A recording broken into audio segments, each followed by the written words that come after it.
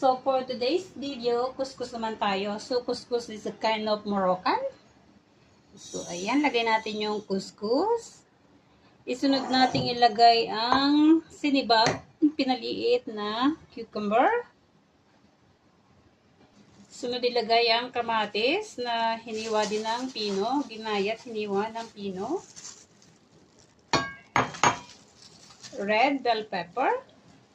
Of course, puro maliliit lang ang gayat niyan. Hiwa-hiwa. Today is hiwa-hiwa day. Sunod ang mint. Lagyan natin ng asin. Siyempre, meron din siyang paminta.